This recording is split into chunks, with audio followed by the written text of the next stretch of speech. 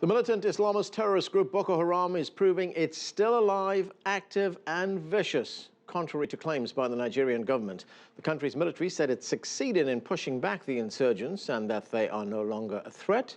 But Boko Haram punctured that claim with another devastating attack on unarmed civilians. 2 female suicide bombers killed dozens in a camp for internally displaced persons, set up to shelter Nigerians from Boko Haram's violence. We'll discuss this recent attack with our panel of experts, but first, CCTV's Deji Badmus brings us an update on Nigeria's fight against Boko Haram. Late last year, Nigeria's northeast was quiet. So quiet that it prompted the Nigerian government to declare victory over Boko Haram. The Boko Haram has been decimated completely.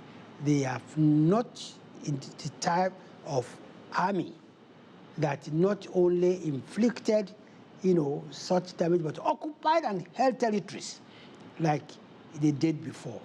That was premature.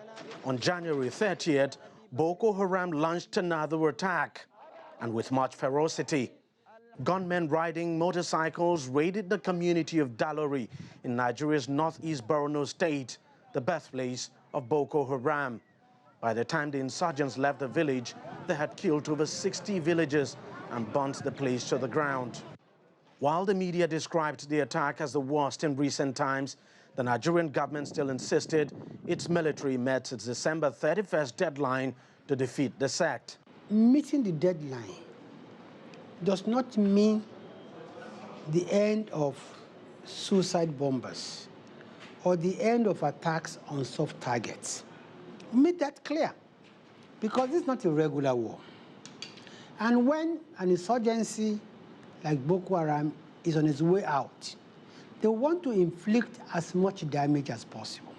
Security expert Ona Ekomo, who's been following the insurgency since it began some 7 years ago, says the government was too hasty. The evidence is clear that the military is winning the war. What I am joining issues with is that declaration that it has won the war. It hasn't won it yet.